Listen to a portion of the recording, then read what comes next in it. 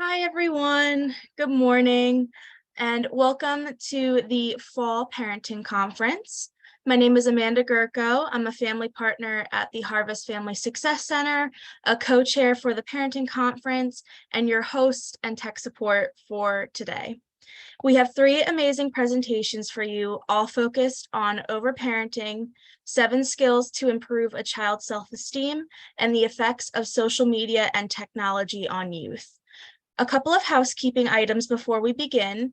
In your emails this morning, you should have received a link to the survey. Another will be provided at the end of the conference. Completion of both will enter you into the drawing for a $50 Amazon gift card. If you miss anything, the presentations are being recorded and we will upload them to njprevent.com as soon as we can. Enjoy the conference.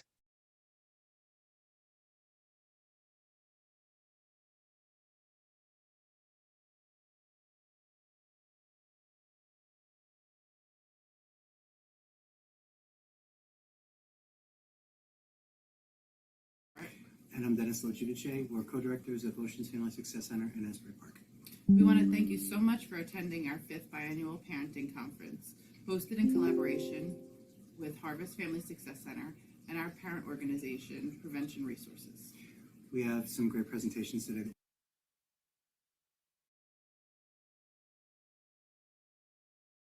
Good morning, I'm Amy Lockhart. And I'm Dennis Logiudice. We're co-directors of Oceans Family Success Center in Asbury Park.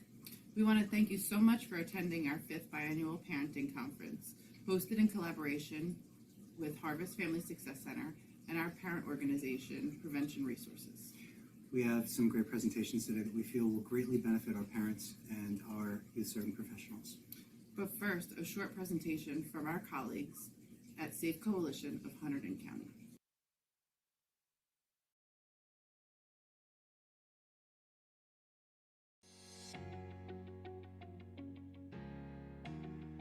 Every year, more than 500,000 parents and caregivers call a poison control center because a child took medicine they weren't supposed to or because they were given the wrong dose of medicine. That's one call every minute of every day. Make sure you talk to your children about medicine safety and that over-the-counter medications like Advil or Tylenol may be taken by anyone in the household as long as the proper dosing instructions are followed. But prescription medications like antibiotics are only for the person with their name on the bottle.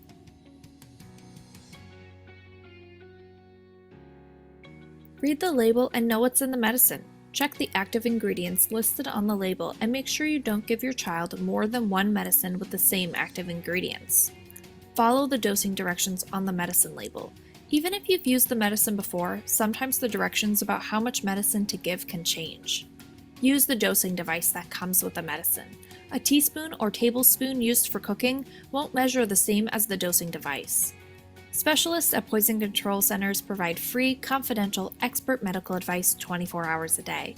They can answer questions about how to give or take medicine and help with poison emergencies.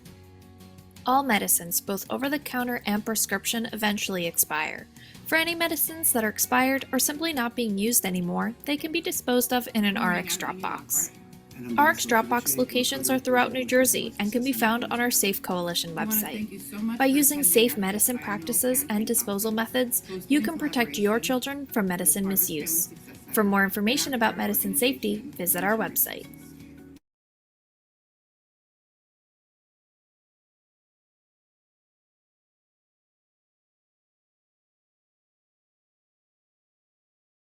Sorry about that.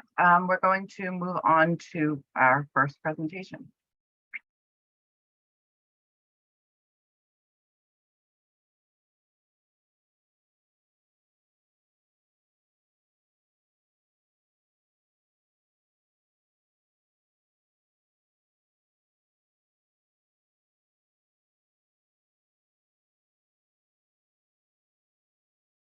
Hi, good day, everyone. Thank you for joining me for this part of our program. My name is Sheila Miller. I'm one of the early education counselors here at Prevention Resources. And today, with our time together, I'm going to talk about the effects of social media and technology on our youth. And as you look at this slide, You may or may not be familiar with some of those social media icons that are on there, but by the time we're done today, you'll have a better understanding of some of these social media platforms and how they can affect our youth in both positive and negative ways. So what I'd like to do is let's start by defining what is social media. So social media refers to the way people interact in which they create, share, or even exchange information with each other through the use of networking online, like the apps we were just seeing the icons for. It's a way for people to communicate and be involved in social interaction that isn't always face to face. And sometimes we can express our own self in a different way through videos, through pictures, through words. It's a new and very popular form of communication where you can constantly keep up with others just by using your phone, because our phone has all that technology into it, a tablet or a computer. It's a big way for people to have social interaction. And you may have found yourself using social media a lot more over the last couple of years, thanks to COVID, to try and stay connected with individuals during that time of isolation. Let's talk about social media's overall purpose. So it's to provide users with a rich experience, dynamic content, openness, collective intelligence, free flow of ideas. It's to be able to identify and express oneself through the use of technology, pictures, words, share information with others, make deep connections with friends and family, develop new interests and become entertained, can communicate with friends and family and make new friends through the use of these online social media apps. I mean, when you think about what social media's overall purpose is, it's about making connection, and it's about users of social media feeling connected. And so, as I mentioned earlier, I was going to go through some of these apps to give you a better understanding of what they do and how they're interacting with our youth and out there today. So let's take a look at Facebook to start, because that is one of the most popular and largest used apps out there. An app that allows you to connect with friends and family and make social media posts, and those can be words, pictures, videos. My kids joke with me that Facebook is for the older people, but I don't think I necessarily agree with them, because that is where you can find mommy and me groups. That's where a lot of companies have Facebook pages now. That's where companies are trying to do customer service, like some of the airlines. So Facebook is not going anywhere, and a lot of people are using it. So that's our top app out there for social media. Next, we have YouTube, which allows you to listen and connect with all different kinds of videos and music. You might hear like someone got their start as a YouTuber, right? YouTube has evolved where these YouTubers actually get paid and endorsed by companies to promote their products, because so many people are watching their YouTube channels. And these YouTube channels can be just anything from, they make up their own sitcoms. It might be how-to videos. I know for myself, if anything breaks in my house, I'm going to YouTube to figure out how to do it. Or if I have a bug glitch on my computer, I'm going to YouTube. Then we have Twitter. And Twitter is kind of like Facebook, allowing you to connect with friends. But one thing to remember about Twitter is when you're posting there, it's called a tweet. And the tweets are only allowed to have so many characters. So it is more limited in what you can share than what Facebook is. Then you have Instagram, which allows you to share pictures and post to followers and like their pictures. And Snapchat is an app that allows you to connect with people through pictures. And Snapchat's big thing is they have Snapchat filters. So you can have, like around Halloween, they'll have Snapchat filters with like costumes on them, or choose your favorite Disney character and different things like that. Pinterest is an app that gives you ideas about different creative ideas. Like my girlfriend will use it to go find recipes. You can get home decor ideas. If you want to go paint your kitchen, you can get some ideas there, or you can want to redo your deck. The one thing to remember though about Pinterest is when you're on Pinterest and you click on one of those ideas, a lot of times it sends you out of the Pinterest app onto someone's website. So that becomes very important when your youth are using Pinterest to make sure that they're going out to safe websites. Skype you may be familiar with if you have any family that's overseas. It's a very popular way to have face-to-face conversations, kind of like FaceTime, but without having to pay for anything other than the data usage. And then we have TikTok, which everybody should at least be familiar probably with the phrase TikTok, because something's always going viral on TikTok these days. And it does have videos that people can share and that have views. And as a matter of fact, TikTok is so popular that there's actually a TikTok music channel on my Sirius XM radio now. So as we go through this further, let's think about some of the general aspects to keep in mind about social media, right? All of these apps are allowing creative expression of oneself. We have seen recently where Twitter and Facebook have deleted or banned people. Donald Trump's fallen victim to it. Actually, Kanye West is the latest to fall victim to it.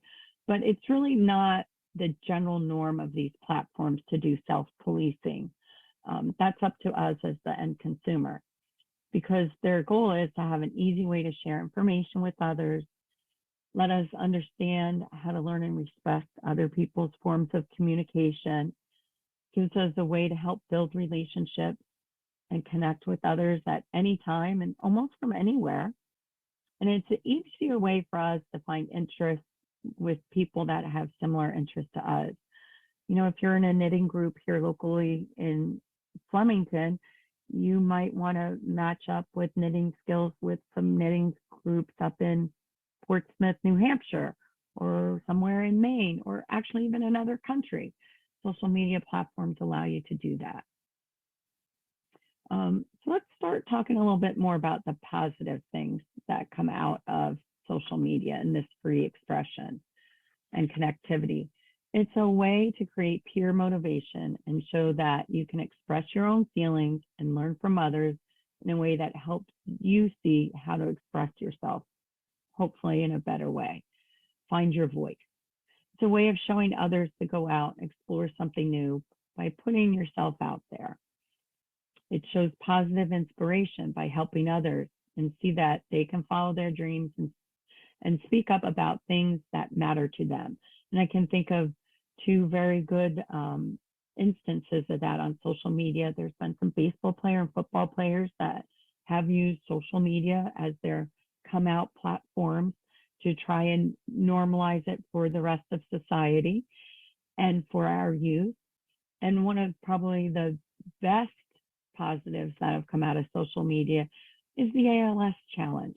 And if you remember the Ice Bucket Challenge, they raised so many millions of dollars for ALS research that it has really moved the dial to help individuals suffering with ALS.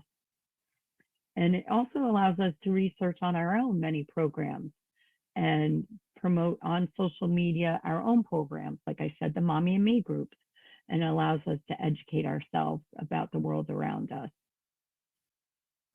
And there's tons of online support out there. There are positive online websites. There's mindfulness exercises. There's yoga. There's a lot of health and fitness websites out there. A lot of self-help can be found online. And it also can help our youth find a voice when they might be too shy or socially awkward in person. It also helps us stay up to date about what's going on in the world, and it helps news spread quickly, sometimes too quickly, but it is quick. I know when Elon Musk tweeted that he was going to have layoffs, the stock market, like within minutes, was trending downward. And then when he tweeted he was back to buying Twitter, the stock market trended up. So it is moving news and information very quickly and affecting our world. It shows us also that there are tons of people out there who are just like us. We are not alone.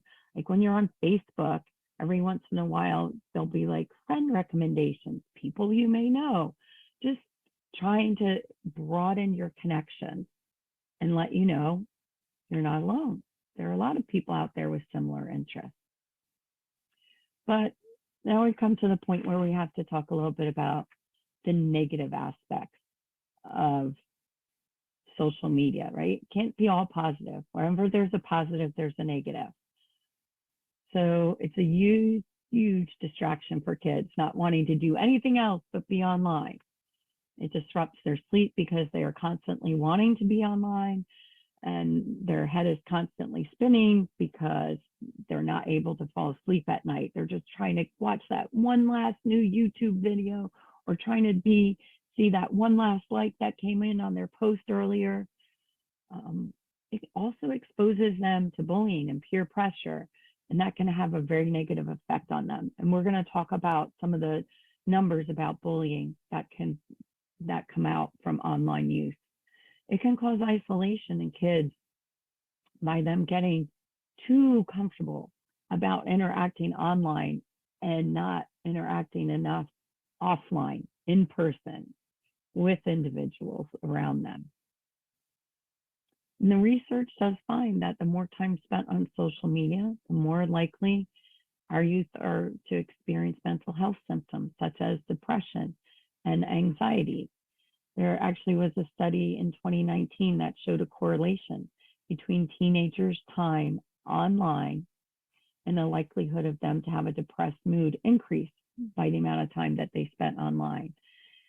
It also exposes them to risky behaviors such as drinking, behavior problems in young youth.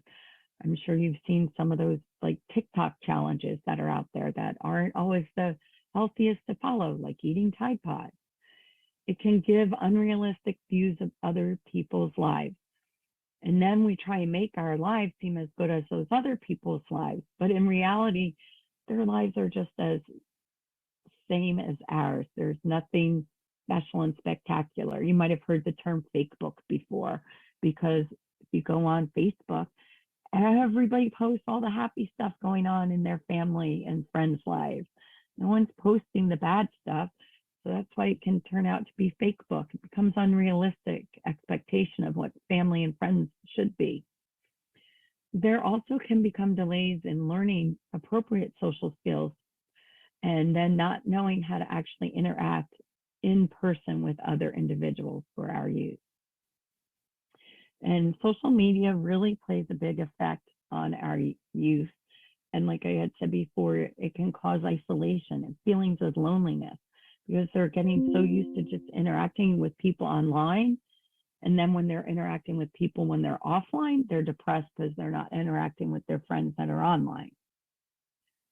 We are losing our in-person communication skills, which can cause us to have negative feelings towards ourselves and others when we're communicating in person, because we're feeling socially awkward.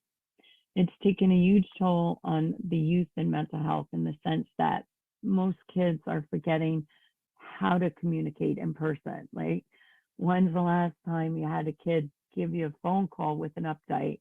They're usually giving you a text with an update, right? They're trying to just have that one-way social media interaction.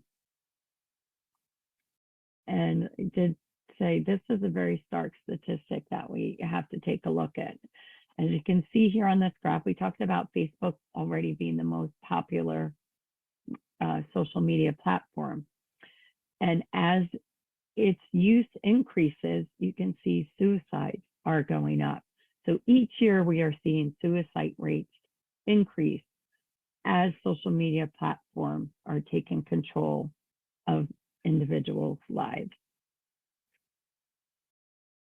And let's really dive into that cyberbullying, right? And we have a direct correlation with some of those suicide numbers. Social media is so easy and commonly used in today's society. Many people out there feel like they need to bully someone online based off of a post or how they look. Like, it's so much easier, right, to just throw it out there online instead of saying something to someone in the face. That's why the bullying becomes so prevalent. I mean, it happens to celebrities all the time. If they wear like the wrong dress out or they have the wrong statement, they quote unquote blow up on social media backlash. And cyberbullying is one of the number one causes of self-harm and suicide because of people being bullied on social media platforms. Look at these statistics here on the right that have come from our team. These statistics are from 2018. 59% of our teams said that they have experienced some type of cyberbullying. 42% have experienced offensive name calling. And 32% have experienced rumors, false rumors being spread about them on social media. Those are some serious numbers. And how does that really affect our youth when they are exposed to cyberbullying? Well, as we can see here in this graph, the highest percentage of people said that they encountered social anxiety from cyberbullying on social media, 41%. Now imagine if those people who were experiencing the cyberbullying were also experiencing bullying at school. They're not having any safe place, not at school and not at home, because they're just getting bullied. The issues on this graph are just a few reasons why cyberbullying has become a huge problem for our youth and the use of these social media platforms. I mean, just look at 41%, yes, develop social anxiety, but 37% are developing depression. And then 26% are having suicidal thoughts because of cyberbullying. And 26% have been so overwhelmed from cyberbullying, they've had to stop communicating and shut off their social media profiles, isolating themselves further to not be exposed to the cyberbullying. And here's some more statistical data that we need to be aware of. And this is from January 2022. How prevalent is social media? Look at this. 4.62 billion social media users around the world. Wow. And of those, if you look at the blue over here, 74.8% of those social media users are ages 13 and up. The average daily time spent on social media was recorded at 2 hours and 27 minutes. And the average number of social media platforms that are used each month are as high as 7.5. That's a lot of different sites to keep track of and see what's going on out there. And another interesting fact down here is you'll see there are more men using social media than women using social media. And we'll talk a little bit more about that in one of our other statistics here. So here are some facts about social media and the youth. They typically spend 110 billion minutes on social media networks, right? 7.5 different platforms, as I said in the previous slide.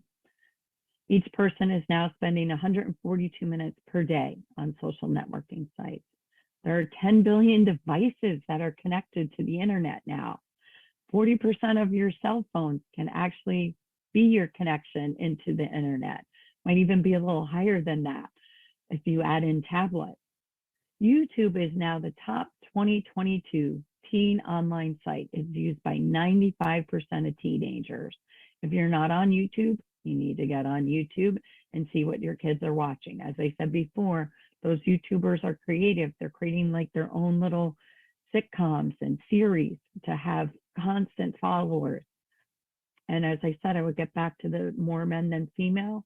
Males are typically known to be more addicted to social media with a percentage of 49, whereas women, only 32% are being addicted to social media. So it's important if you have sons that you're raising, because you need to be very much more aware of them and their social media use. So let's take a look at the bad effects of social media on your overall health, right?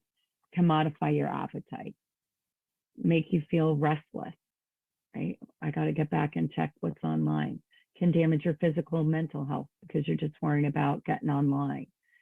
Using social media discourages the use of physical exercise. Well, yeah, if they're on their phones and tablets, they're not out taking a walk in the park or playing with their friends.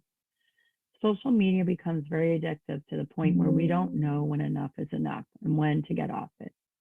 It decreases our motivation to become our inner self because we are always so worried about what the world will think of us.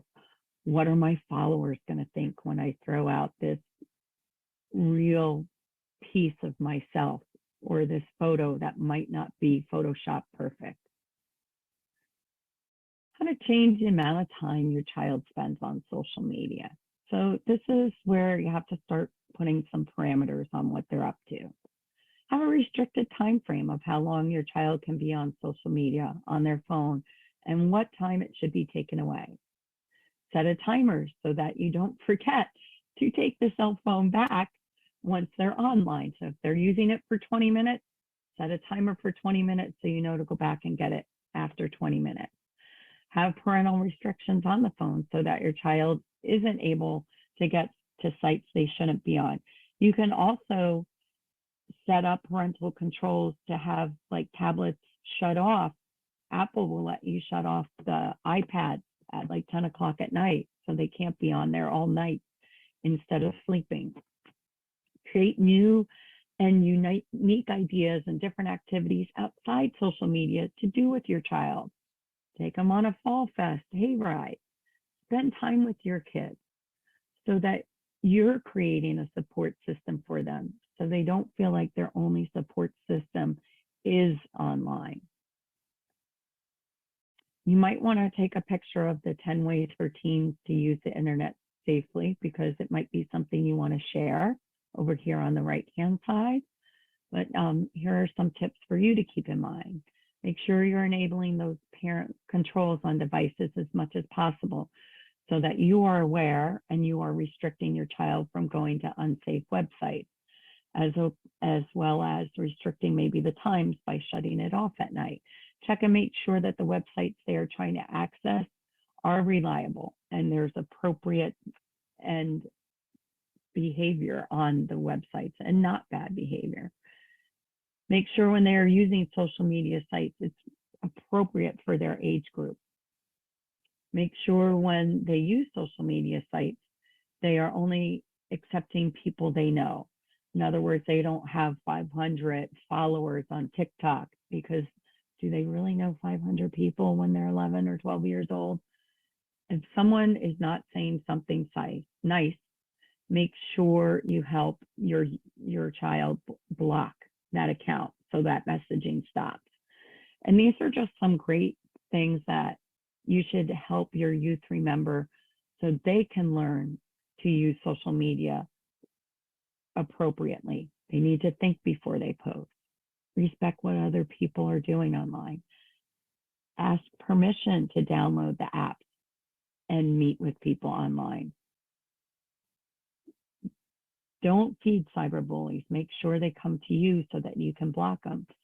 Make sure that they know they can come to you and speak up if they feel like they're being bullied. Make sure that everything on their website is clean, that they're posting as well, and they're using privacy settings.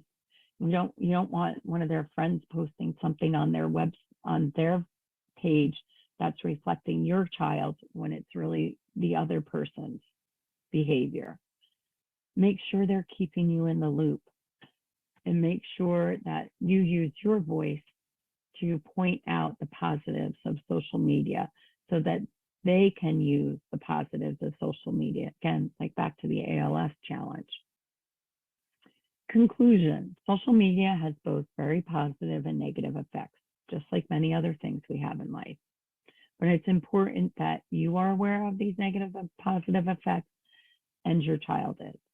And it's important to know how social media works so that you're able to connect with your child in a way that you understand why they want to use it. If your child wants to get on TikTok, you should get on TikTok. If they're on Twitter, you should be on Twitter. You need to become familiar with the platform so you can stay engaged. Educate yourself on the social media benefits so that you can help your child understand the appropriate use of social media. And having this connection with your child with social media is another way to be part of their lives, right? It's great if you're both on the TikTok or watching the same YouTube channel, because your child will come to you and say, hey, did you see that latest TikTok trend? I saw that Taylor Swift posted, and you can be like, oh yeah, I saw that, or no, I haven't, pull it up for me. It's just another way to stay connected and help you be informed with what's going on in your child's everyday life. So I hope you've learned a little bit more about social media and how it can be positive for your teen and your youth, and how you can be more comfortable using the social media platform for the positives that are out there. Thank you for your time today, and enjoy the rest of the conference.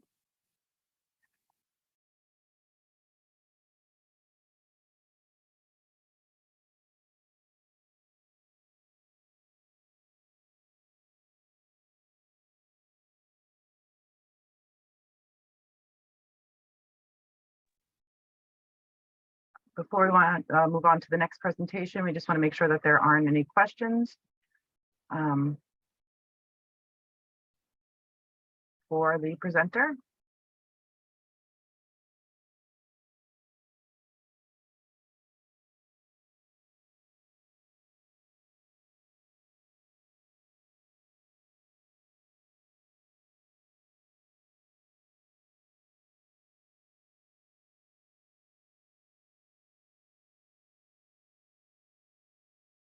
Okay, we're going to move on to our next presentation, 7 skills for improving your child's self-esteem.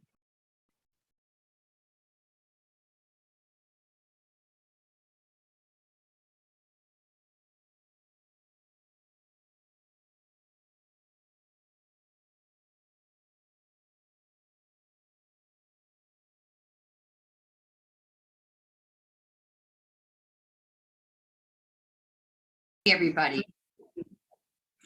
Good morning, everybody. So it's always interesting when you're doing it recording, because we're trying to avoid technical difficulties. So hopefully you got my good morning, but if not, I'm going to tell you good morning again. And we are here for our parent conference, and the people that are attending are parents, caregivers, people that work with adolescents. So there's a combination of people in our audience, and this really is, what the information we'll be sharing with you is applicable to all. And this topic came around as part of a discussion with our master level interns, and it's a lot of this material comes from the book Untangled. If you're interested in this, you might really want to check that book out. And it's really about guiding teenagers through the 7 transitions into adulthood. Some of this may seem common sense to you, some of it is not so much common sense, but we'll get started, and you can use the chat and I will answer that when I can. But I think part of it too is at the end, we're going to leave 5 minutes for any other questions. And if anybody wants this PowerPoint, we'll be sending that to you. So the first thing we have is parting with childhood, and that's very difficult for a lot of parents. A lot of times, we say by the age of 12, adolescents, 12, 13, sometimes 11, really depending on developmentally where they are. It's very hard for parents and even sometimes caregivers, if it's somebody you've been working with for a long time, that their behavior really starts to change. Parents are everything to younger children. They are, and they should be.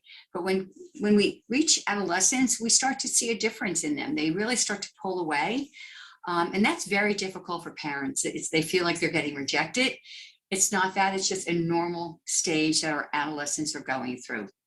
We need to allow them that time to grow and to explore it within a safe zone. There always has to be limits and boundaries, what they can do, especially with social media. One of our other topics is talking about social media, but that's very much intertwined with what this topic is.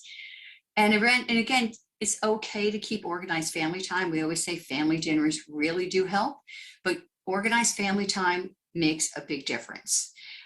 Game nights, I know sometimes it sounds, crazy, but using your phone makes it a little bit more current. A lot of people aren't using the old-fashioned board games anymore, right? But having a combination of allowing that freedom within a safe zone, within knowing where they're at, who they're with, who their friend group is important. Family dinners are really encouraged. They still work. I think I always say to people, when's the best time to talk to your child? Family dinner, certainly when we're driving a car, because they're really a captive audience, and sometimes eye contact can be very uncomfortable. I think also getting that communication going, ask specific questions. When sometimes we say open-ended questions are good. It depends on where they are developmentally. I think sometimes we can trigger a thought process by asking more specific questions as well. Be really important that you're not judgmental, even if they're sharing something with you that internally is kind of what making you a little bit crazy or making you really worried. You need to harness your own emotion, because if you're very reactive to your adolescent, they're going to be a lot less likely to share with you. In adolescence, as I said, the adults in their life become less important. It doesn't mean that you're not important. It just means that you have a different role. They need to have friends. What can we as parents and caregivers, I know as therapists, we often say, who is your support group? Because if you don't have a support group, that's going to hinder their growth. It's going to hinder their emotions, certainly their sense of self-esteem, certainly their sense of social connection. They're going to lose their ties with their parents and their siblings. And the peer group that an adolescent joins is really going to influence what they do and the choices they make. So when we say, if an adolescent is hanging out with people or peers that are using substances illicitly, they're more likely to use a substance illicitly. If they're with a peer group that are engaged in different types of extracurricular clubs or in sports, they're more likely to use that as their interest base. So that does happen. Conflict may occur. Conflict is like a common cold. We can't ignore it. We can't deny it. And I think the more we can make our adolescents understand that conflict is a normal, natural evolution of life, it's how we manage conflict, right? If we show as adults and parents that we are comfortable with conflict, they are going to be more comfortable with conflict. And it might be part of the conversation. Listen, we're saying this differently. Let's take 5 minutes to cool out, especially if it's getting heated. Heated meaning voices are elevated. You know, people are getting very manic in their how they're walking and talking. They're interrupting. There's a big one. So when that happens with either your adolescents or yourself, you need to take a step back and model, because it's not what you say, it's what you do. And so when you show how you manage conflict, it's going to make it a lot more manageable. Bullying will occur. You know, your child can become a bully or be bullied, right? And you need to understand what the signs are of that. And we can certainly provide anybody that wants that information. It's really pretty basic, but you know, it's going to happen. So you need to really, in advance, talk to your child about what will you do if you feel bullied? Do you feel that you've ever bullied anybody else? What does that look like? And the more you can share age appropriate, you know, situations you've gone through, the better it is for your child to really see it in a concrete way.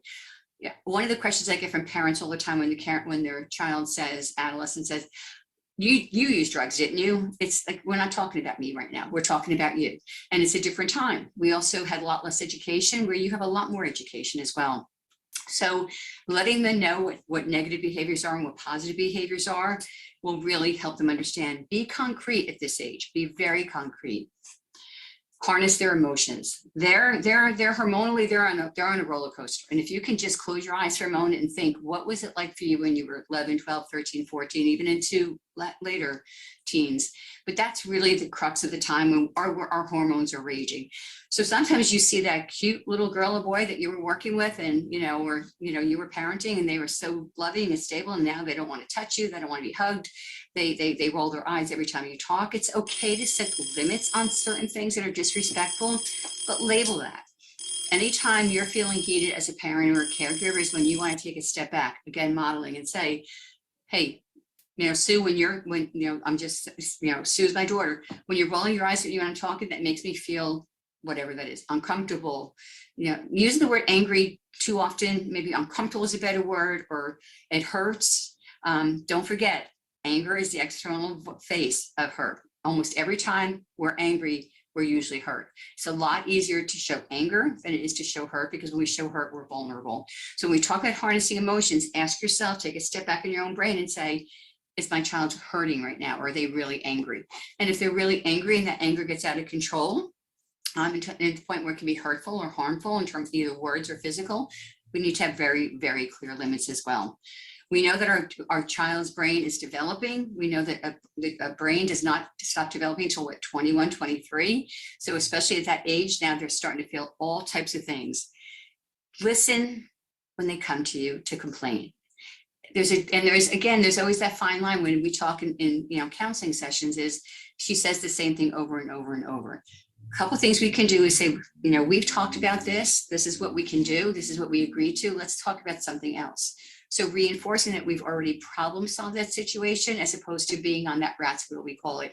Because once that happens, we're not really helping them as much. So we need to think about that. Give them a safe space to complain and vent within boundaries. They can't be sitting there using profanity, and they can't be sitting yelling at you, and, teach them self-soothing skills when they're really having this roller coaster of emotions. And self-soothing skills is something you need to explore with your child, with your adolescent, because the reality is what works for one doesn't work for another.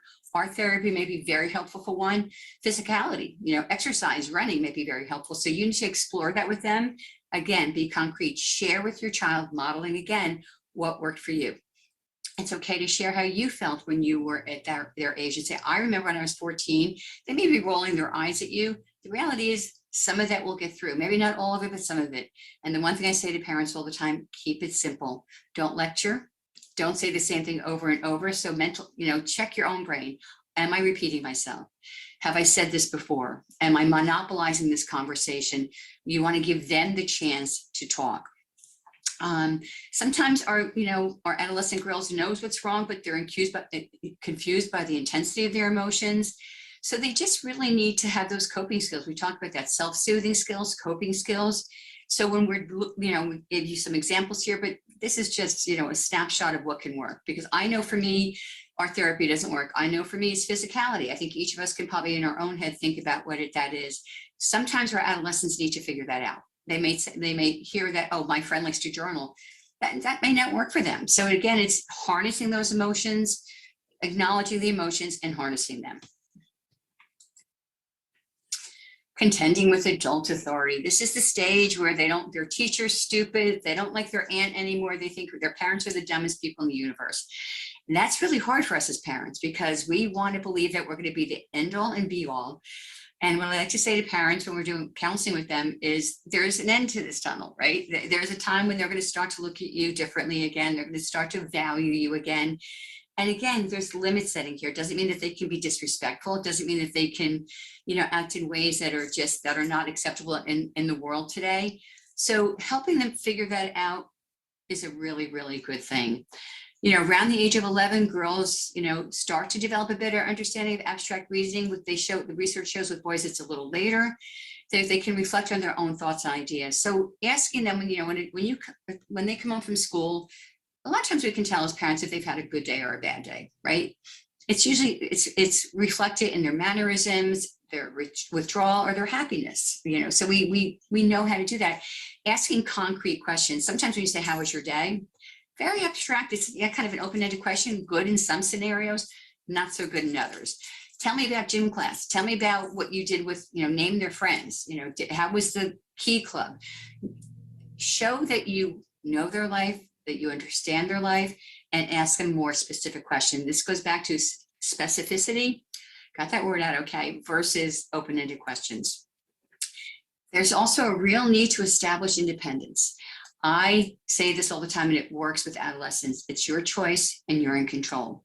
Sometimes it's an illusion because we're still going to check on what they're choosing, right? We're still going to check on that, but as opposed to saying, you have to do this, as opposed to say, well, listen, this is your choice, Sue. And if you choose this, what could happen? That's a very specific question. So if you choose to not go to class, what could happen? Right? So choice and control, think about that, choice and control. The more you can use that language, the less likely you're going to encounter a lot more resistance and encourage their independence. So they're making choices, but they're also able to see what the potential fallout. I don't like to use the word consequences with young people because it automatically, you'll see a bristling response. What's the fallout? Use some jargon sometimes as opposed to some more adult words. What could happen? If they're being disrespectful, it says on the slide, what are signs of disrespect? Interrupting you, elevating voice tone, rolling their eyes, more extreme, walking out of the room, slamming their door, arms crossed across their chest. So when they're doing those kind of things, this is where you want to model again and say, it's not okay that you are blank. Label the behavior, be concrete, don't be abstract. I don't like it when you act out. What does that mean to a young person? It doesn't say anything. It's not okay when you roll your eyes at me. It's not okay when you walk away. If you need 5 minutes and limit this, and we're going to talk about this a little bit more. If you need some time to calm down. That's modeling behavior. Think about when you're with your own partner and you're getting into a heated conversation. I think most of us have learned that this is not, let's take 5 minutes, because right now we're going down the bad road. I like to say that. We're going down the bad path. So let's take a couple minutes, take a few deep breaths, and come back and talk about this. That's modeling. It's okay to let your child, adolescent, I keep saying child, adolescent, do that. Because what you're modeling is you don't have to resolve and talk in the heat of the moment, but you're also setting very concrete limits on what they can and cannot do. And that's really important, because even though you want to encourage independence, and it's a natural thing that you can't ignore that it's going to happen, and you can't stop it from happening. And it's okay that they're asserting some independence. Remember, choice and control. Label the behaviors that are not okay. If there needs to be, a response, say, listen, in advance, let them know what's acceptable. Be proactive versus reactive in how you're talking, because when you're proactive, again, they know in advance that if they do X, Y, and Z, this is the consequence. And I say that's a choice you're making. That's a choice you're making versus, heated dialogue as well. They're very eager to contend with adult authority. They'll test those closest to them, typically starting with small things with parents. They're going to test parents before they test teachers or a bus driver, or maybe an aunt or somebody who, provides some kind of caregiving to them.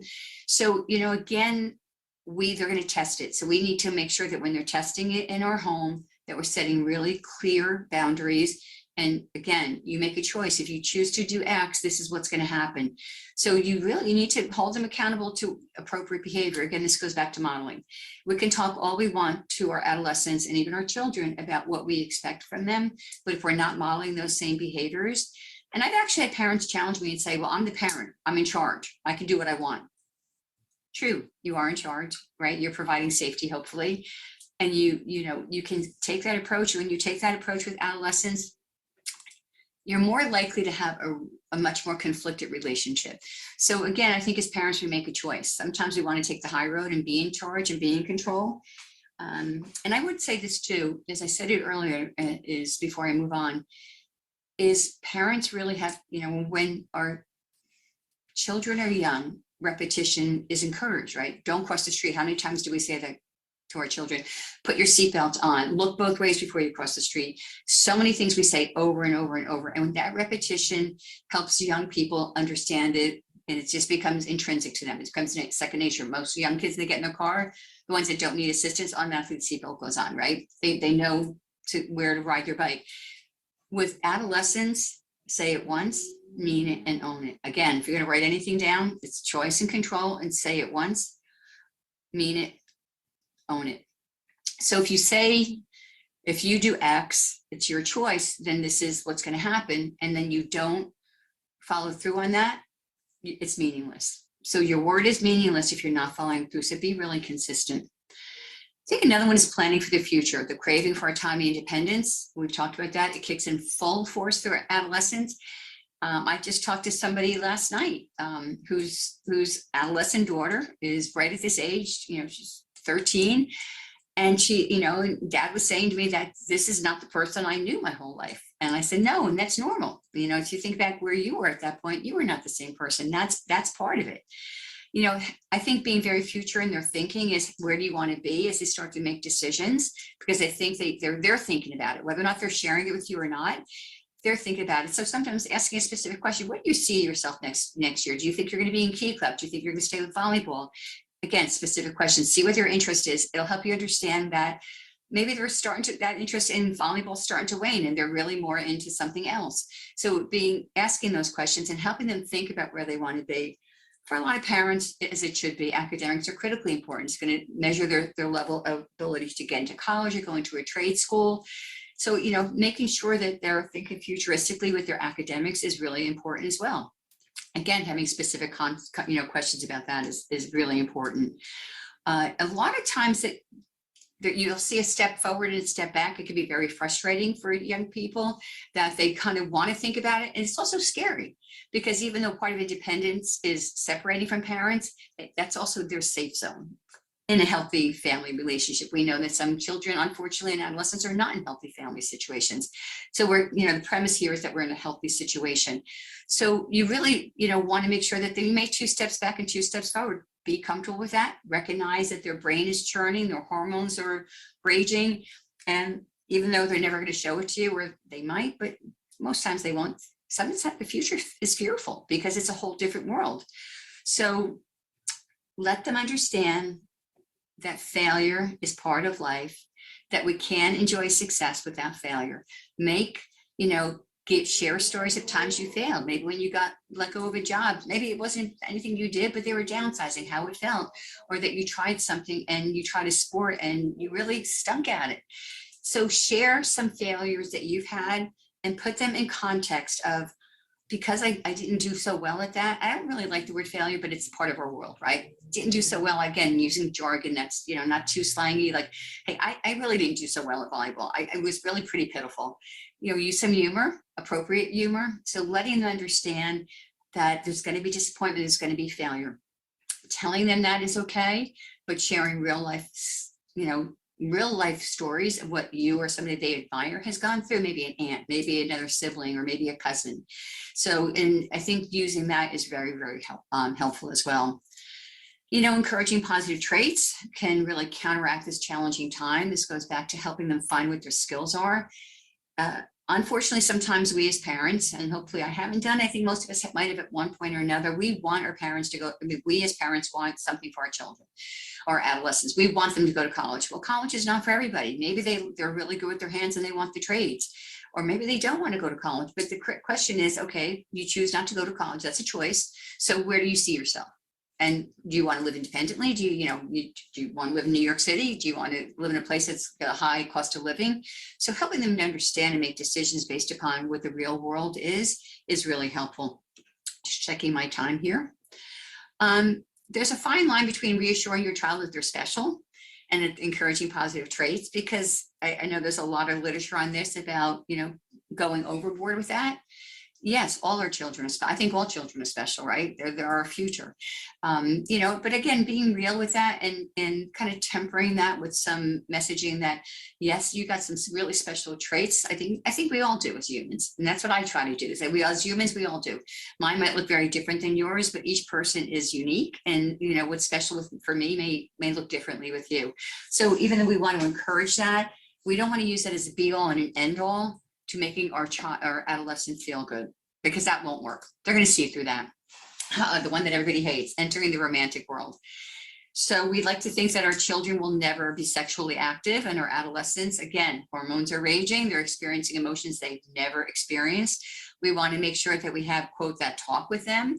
And that is very, I'm not here to tell you what any family should do, but we want to make sure that we're talking to them about what safety is. We want to talk to them about preventing a pregnancy. We want to talk to them about sexually transmitted diseases. Again, age appropriate, but if you're thinking at 13, 12 to 14, that they're not thinking about this, they're not reading about it, social media, again, is going to be a big influencer here. You're going to see a lot more sexualized images.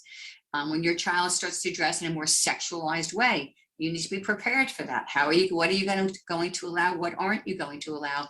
And what you do allow, you need to, as a parent or caregiver, think, okay, how will other people see my adolescent? And does that put her or him in danger as well? Girls especially can be really private about the romantic life. I think being able to share some of our own experiences and what our expectations are critically important. I think when I always say we need to talk about, and there's a lot of good graphics online. If anybody needs something, you can always email me. We'll share that at the end. What are some signs of a healthy relationship versus an unhealthy relationship? And I've had some cases recently where it's a very controlling relationship. It is a form of, violence. Control is a form of violence. And at a young age, if they're imprinted that somebody controlling them is healthy, they're going to most likely continue that into other relationships unless there's some type of intervention and education. So be aware, in advance, and again, proactive versus reactive, what does a healthy relationship look like? Have a conversation about that. If anybody needs help, more detail on that, we can talk about that. You want to recognize what she wants for herself and what she doesn't want. This goes back to healthy versus unhealthy. If again, it's very hard to say you can't be sexually, okay, we can all say you can't be sexually active. I'm not allowing it. We all know how that's going to go, right? And we can discourage it. We can talk about, and I know some parents have asked me for specific words. I always say that we don't want to give our sense of self away to somebody else unless we know that we're ready for it, that they're ready for it, that they're going to take care of it, that they're not going to talk about me, even if it's just, just sitting there, whatever the level is of, intimacy, that we want to make sure that we're having those conversations before they get to that point.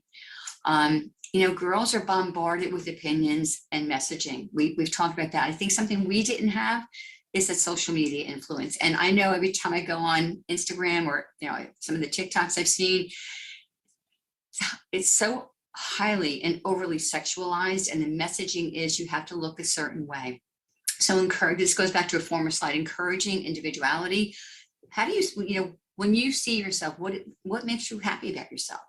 What feels good? So, and encouraging, when you talk about praising your child, you want to praise them about their individuality, less about their looks. I mean, looks are a part of life, right? Everyone wants to look good, but it's all, when we talk about looks, it's more about, not that we have blonde hair and blue eyes or, whatever our ethnicity is, what makes you comfortable? And I think that is what's really most important as well. And, again, this messaging, nobody cares about your child. This messaging is directed to the universe. So again, it's your responsibility. And this goes back to social media and aging, because if you overly restrict, they're going to get access. I will tell you that they will find access to their friends' phones, their friends' pads, their friends' computers. They will find access. The media tells girls how they should be, what they should be wearing, how they should look, how they're viewed. So we, as the adults in their life that love them, need to temper those messages. And again, sharing any concrete examples that you've experienced or that you've seen with other people, that you've seen, you're another person be hurt by this. So again, being concrete and being specific, but if we need to counterbalance that, we need to, and we need to bring that up and, bring up a video. I mean, bring up something from Instagram and say, look at this picture. What do you think about this?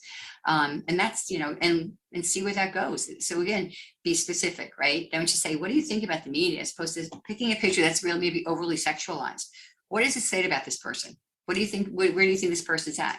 What do you think they're thinking? What do you think they want? So again, be very specific. One thing we need to say, eating disorders are very prevalent in this population. What do you think? Again, media, right? Everybody is stick thin. I love some of the conversations that are going on out there about, not to body shame and to accept one's physicality. We want our children to be healthy, our adolescents to be healthy. So there's always that fine line. So as parents, sometimes we tend to impose our own thoughts on that. If we as a parent, we're being thin and being physically fit is really important. That's okay to encourage it proactively. Maybe if you're a runner, and encourage your adolescent to run with you or to exercise with you or to be physically active, to make it part of a normal life. But one thing with food that we know with eating disorders, this is another whole topic, right? Which is, I think we probably should do that one. It's one of our topics, is they can control it. And, you can put all the food on their plate, they can hide it, they can throw it out, they can give it to the dog. So sometimes food is one of the domains where again, choices. Okay, if you don't like to eat the X, I need you to balance your nutrition with this. What do you like? Choice and control. Forcing them to eat something they absolutely abhor is just going to create resistance, and you won't be successful. They'll get rid of the food one way or the other. And we all know that binging and purging is something that happens. We all know anorexia. I mean, there's so many eating disorders that result from how a person perceives themselves and the messaging they get. So we need to be very open about that. Have an open conversation with your child, your daughter, about drinking and, drug use. You need to have, in my opinion, when they're at this age, you need to say, this is not an option. In our family, we don't believe in underage drinking. We do not believe in illicit use of substances.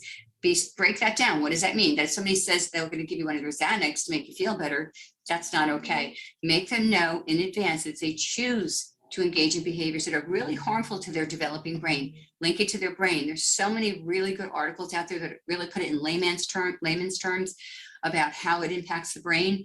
So really link it to that and say, I need you to read this article because we are going to talk about it. That's how we are going to talk about it. Not, do you want to talk about it? This is a boundary. Sometimes we're going to talk about things that are unhealthy.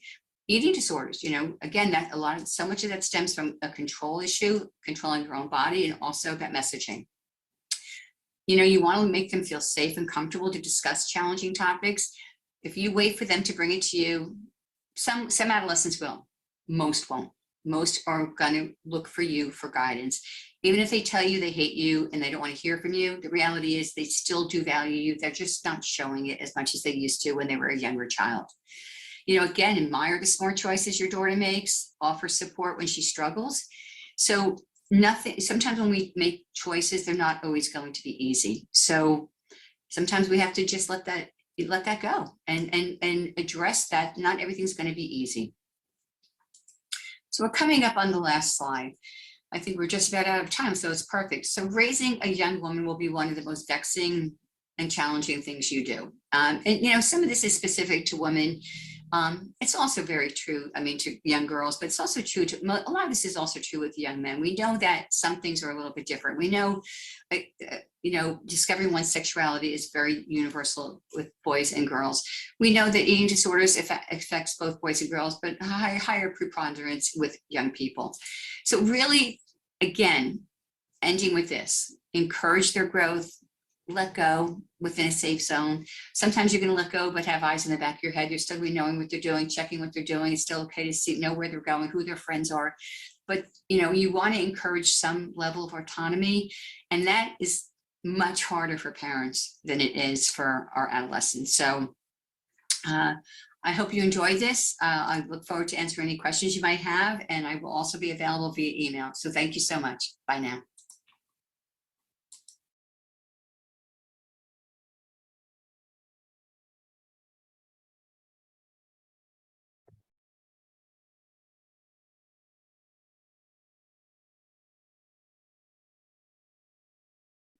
Didn't realize I was on mute. Thank you so much, Karen, for that amazing presentation. Just wanted to see if anybody has any questions for Karen.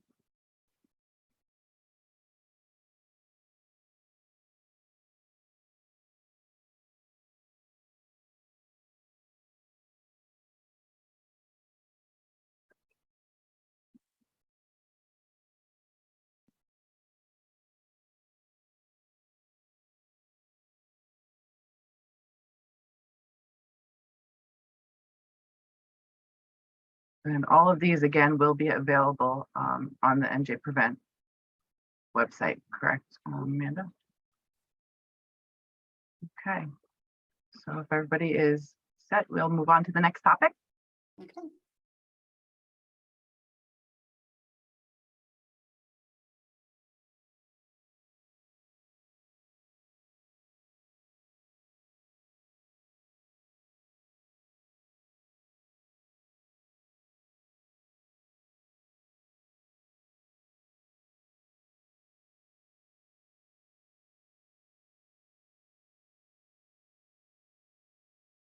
Fall Parent Conference.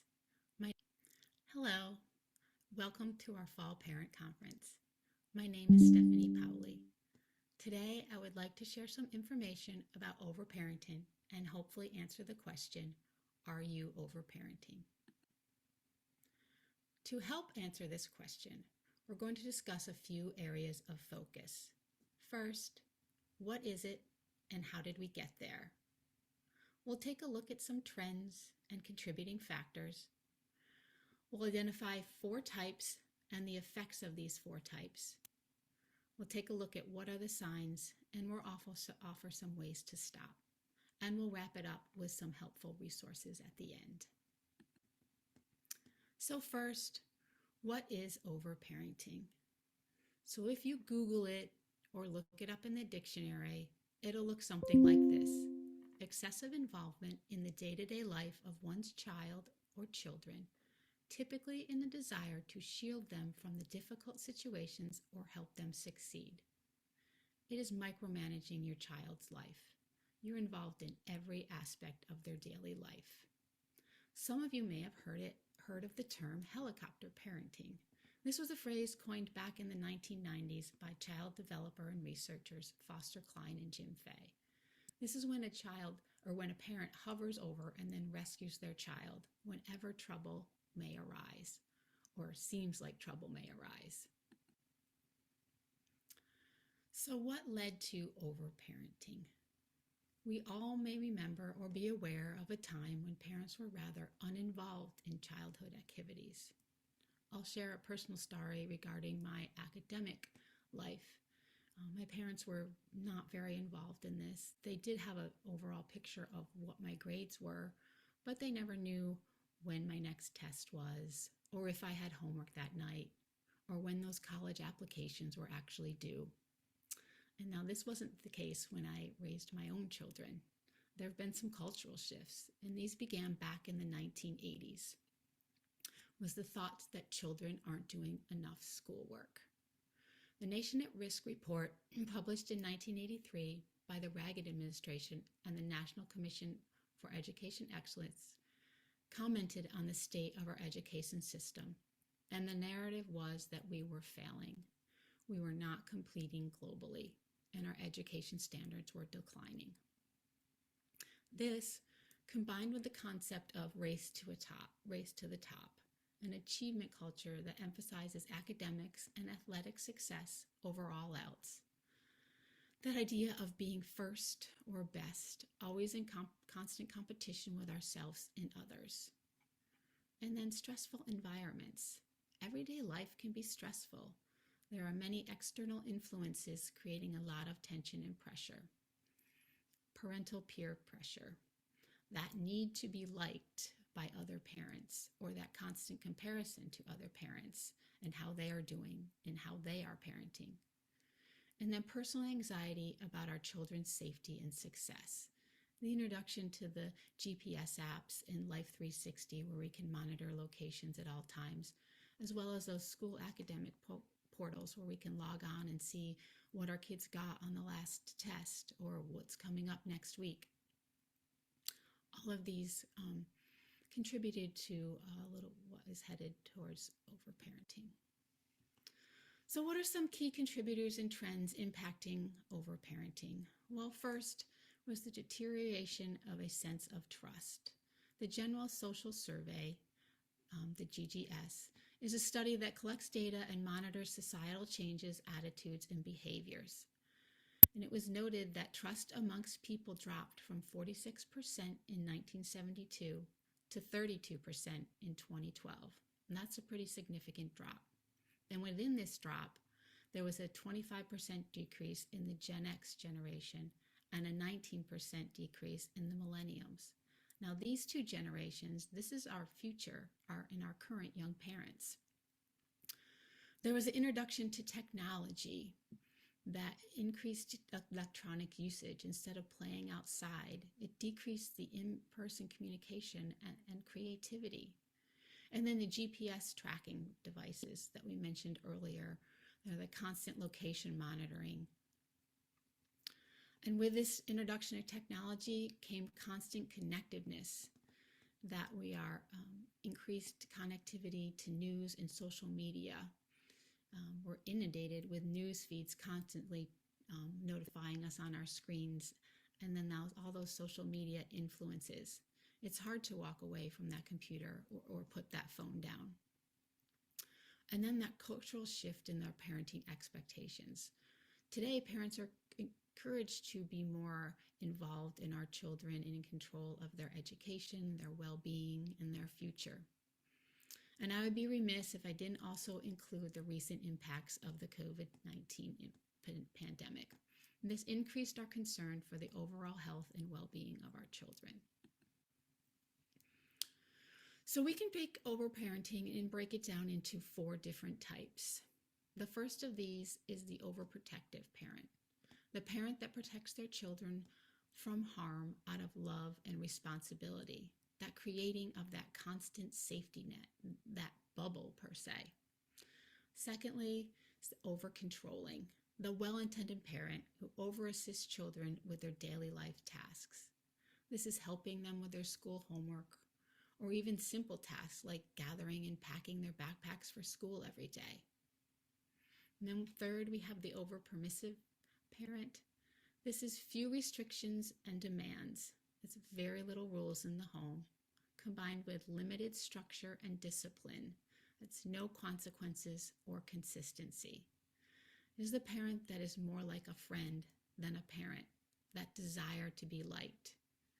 As parents, it's our job to set limits, and an over-permissive parent is not. And lastly, over-responsive, excessively responsive in terms of love, care, affection, and praise. This is the parent that wants to know everything, do everything, and be everything with the best of intentions. So what are the effects of these types of overparenting? Overparenting impacts many aspects of our child's life.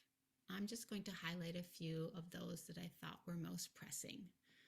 The first, it creates a lack of resilience. It creates stress and anxiety. It impacts and creates a stunted future. And it also creates limited problem-solving skills. So in the next few slides, I'm going to break this all down and get in a little bit deeper to discuss each of these. So lack of resilience. Resilience is the ability to respond to change or adversity proactively and resourcefully. In short, it's the ability to bounce back and recover when faced with difficulties. Resilient kids have hope, and they have an inner sense of control. They view challenge and obstacles as temporary, not permanent, and they have the ability to overcome them. They're usually likely to thrive and help others. Unfortunately, hope usually isn't included in our parenting skills or our parenting agendas, but it is teachable. And one of the best ways to teach children with this skill and to handle life's inevitable challenges is to provide them with the following. Let them fail and advocate for themselves. Welcome failure early and often. And when I mean early, I mean starting in that toddler phase and continuing into preschool and grammar school. Let control and lead by following. Let your child take the lead in a safe and warm environment and see where that takes you. And all of this will create higher levels of effective coping skills. I think this quote by psychologist Mikhail Barba kind of wraps it all up. Without the right tools to handle adversity, hopelessness can set in and kids' overall well-being can decline. Hope is what energizes them to stay mentally strong during tough times, and it's what sets them apart from those who give up easily. Hope creates optimism, and optimism is resilience. So stress and anxiety. According to Locke, low levels of demandingness, and this is where there's limited consistency in what the rules are, and then when the rules are broken, there are consequences. No consistency in this leads to anxiety and stress. But when you combine this with high responsiveness, which is that micromanaging we spoke about earlier, where parents act intrusively and undertake skills that the child could be doing independently, all of these combined is starting to emerge in anxiety research. A child that's not allowed to take risks or make choices will develop anxiety when faced with challenges of daily life. They become overwhelmed. They don't know how to make a decision. And the transference of high parental anxiety. Children model parental behavior. So if a parent is displaying anxiety, a child is going to start to display anxiety. And there's this over-involvement that correlates to high levels of separation anxiety. Children don't know how to be without their parents, and this is well into their adolescence sometimes. In addition, age-inappropriate expectations contribute to greater levels of stress and anxiety. As parents, we really need to understand what are age-appropriate skills to eliminate these unexpected and unrealistic expectations. A stunted future. Hypervigilance and overindulgence can have serious consequences, causing children to become overly dependent. This hovering. It can also contribute to entitlement. It can cause cognitive, emotional, and physical setbacks in the child's development. Children learn by observing and can adopt these actions. As we discussed earlier, children model our behavior. Children that are overparenting express lower levels of reported life satisfaction. They're kind of floundering. And they also have poor life skills and lack critical thinking. They often do not know how to cope. And lastly, there is limited problem solving. Increased independence leads to limited decision-making skills as well as coping skills. It removes the ability for children to think for themselves. Children need to experience failure to learn for the next time. As parents, we need to be aware that failure is a learning experience. This parenting contributes to low self-esteem and lack of confidence. It creates inadequate sense of responsibility and self-efficacy. They have a limited belief in their own abilities.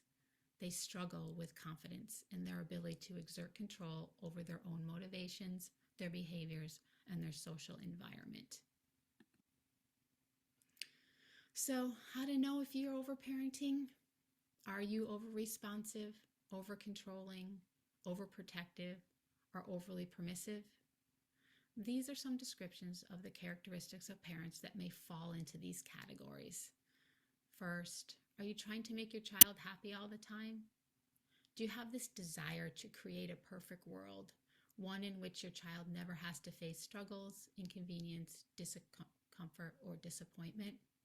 And lastly, are you monitoring and involved in every aspect of their life? That micromanaging we keep referring to.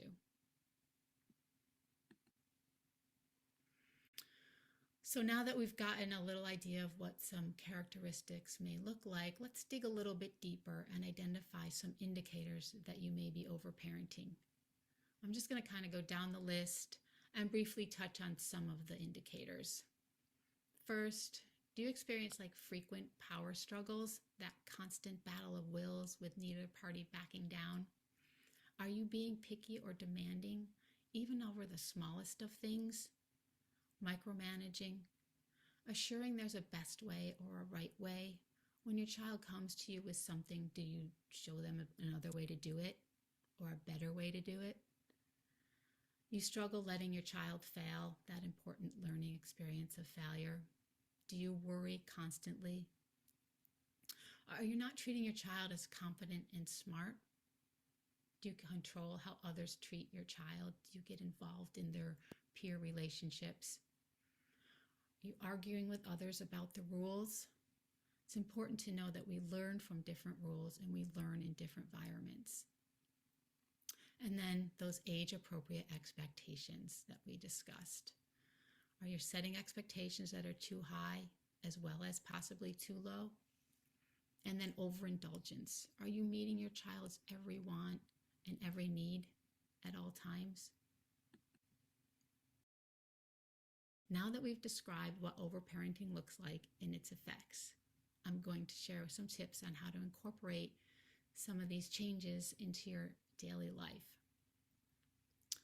Here's a few quick and easy ways to stop overparenting. First, language is really important. Stop saying we when we talk about our children. We need to get our own hobbies and interests to brag about, and not our children's. We need to stop arguing with all the adults in our children's life. We need to teach your child how to raise concerns for themselves, how to advocate for themselves.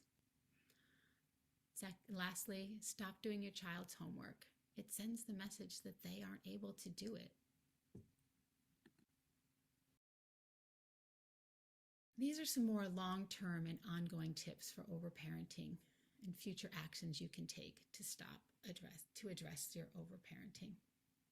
First, teach them how to brainstorm and to solve problems.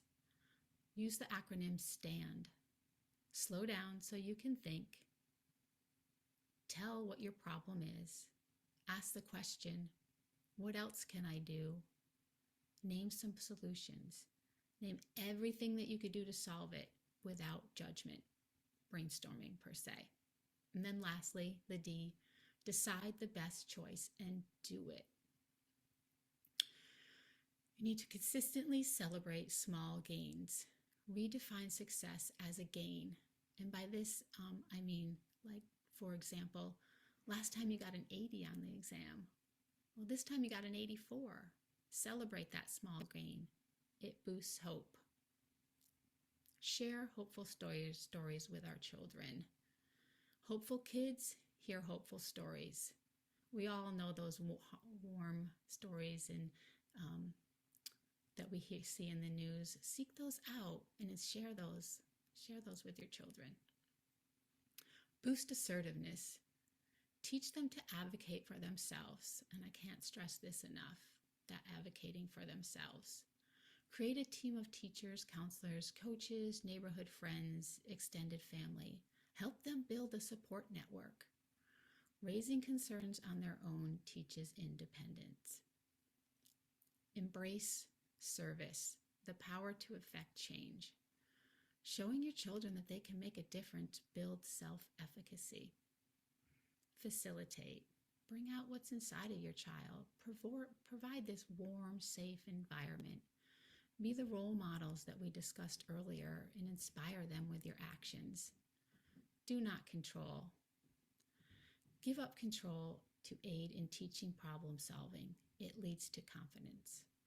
When a child is able to figure something out, they have a sense of pride. They start to build their confidence.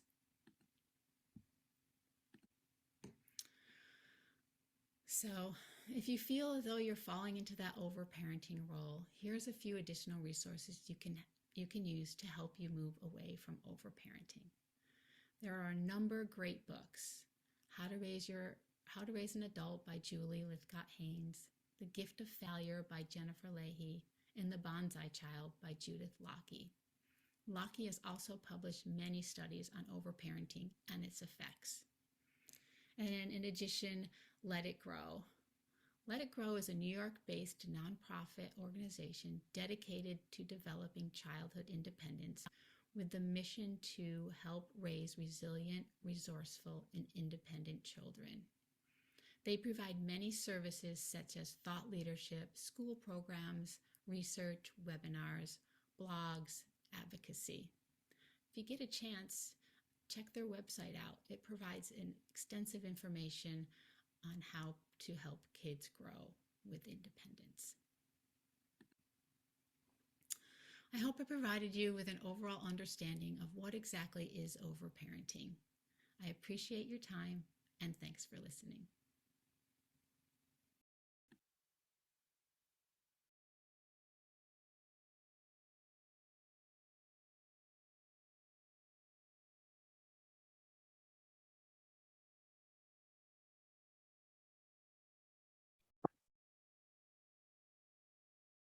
We have Stephanie with us, if there's any questions. Thank you so much for that presentation, Stephanie.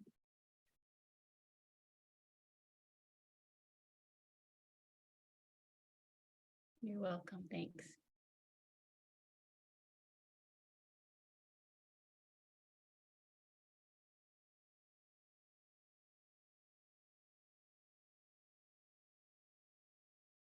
You don't see anything on your end, right, Amanda?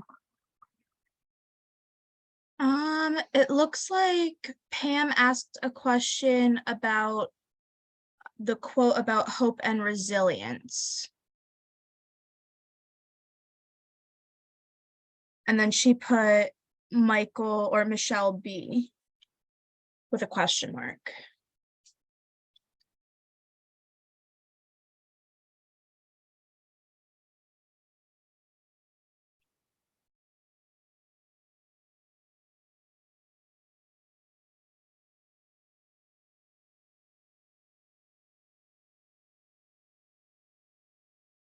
You just want more information on what the quote was and understanding for the quote. I'm not quite sure. I think just who the quote was from. She was confirming. Oh, okay, the last name, Mikhail Barba, it's a CNBC psychologist. And I think in the references, the whole article is referenced in the list there. Anyone want to take a look at it at a later date?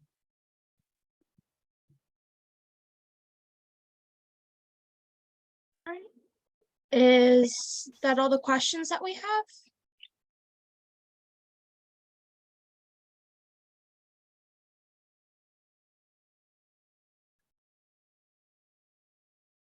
All right, so we'll go ahead and close out the conference. I just wanted to say a huge thank you to Prevention Resources, the Oceans Family Success Center, and the Harvest Family Success Center for putting this conference together. I also want to acknowledge Amy Lockhart, who is my co-chair of the conference, who dedicated so much time to helping put this together. And also to Karen Whitico, who is the co-CEO of Prevention Resources and the one who oversaw conference planning. I also want to give a huge shout out to all of our speakers who dedicated the time to recording these presentations and for being here to answer all of your questions. I just want to echo a thank you to Amanda and Amy for all your work on this. They went seamlessly. Thank you, guys. Thank you. Thank you. Have a good day. Have a good one, guys. Thank you.